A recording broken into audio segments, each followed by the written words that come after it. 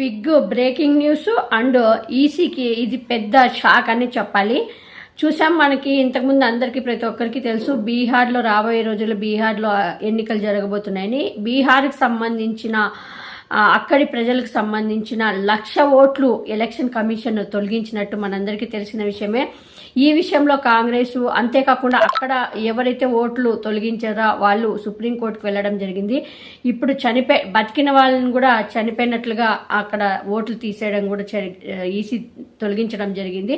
దీంతో వాళ్ళు కోర్టుకు వెళ్ళడంతో సుప్రీంకోర్టు ఈరోజు పెద్ద షాక్ ఇచ్చింది ఈసీకి అనే చెప్పాలి. ఏవైతే మీరు 1,00,000 ఓట్లు తొలగించారో వెంటనే ఆ ఓట్లన్నీ వెబ్సైట్లో పెట్టండి అంటూ కూడా సుప్రీంకోర్టు తీర్పిచ్చింది. ఇది నిజంగా మంచి పరిణామం అనే చెప్పాలి. ఇది ఈసీకి అండ్ బీజేపీకి కూడా మంచి షాక్ అనే చెప్పాలి. ఎందుకంటే ఇంకా వ్యవస్థలు అప్పుడప్పుడు ఇలాంటి తీర్పులు వచ్చినప్పుడే బతుకున్నాయి, న్యాయ వ్యవస్థ మీద కూడా నమ్మకం కలుగుతుంది.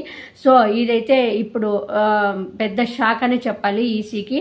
మరి చూడాలి ఈ ఈసీ మరి దీనిపైన మరి మళ్ళీ ఏమన్నా వెబ్సైట్లో పెడుతుందా, లేకపోతే దీన్ని కూడా మీకు అర్హత లేదు సుప్రీంకోర్టును కూడా ప్రశ్నిస్తుందా, మరి ఈ విషయంలో మరి ఈసీ ఎలా స్పందిస్తుందో చూడాలి. ఇదైతే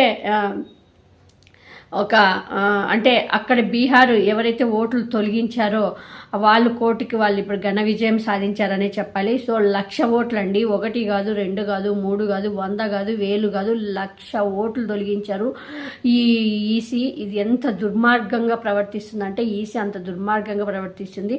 మన ఏపీలో కూడా అంతే 50 లక్షల ఓట్లు దొంగ ఓట్లు వేసి ఈరోజు దొంగ చంద్రబాబు నాయుడిని ఈరోజు సీఎం సీట్లు కూర్చోబెట్టిందన్నమాట.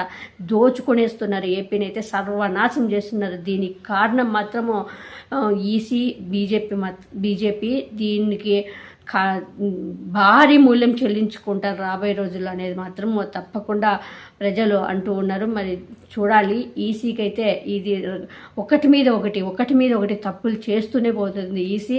ఎక్కడ కూడా మేము తగ్గేదేలే అన్నట్టున్నారు ప్రజలు కూడా. మేము కూడా తగ్గము, మీకు ఎక్కడ బుద్ధి చెప్పాలో అక్కడ చెప్తామని రెడీగా ఉన్నారు వాళ్ళు కూడా. సో ఇదైతే ఈరోజు సుప్రీంకోర్టు ఇచ్చిన తీర్పు బీహార్ ప్రజలు గెలిచారనే చెప్పాలి. సో ఇదైతే సుప్రీంకోర్టుకు బిగ్ షాక్ అనే చెప్పాలి.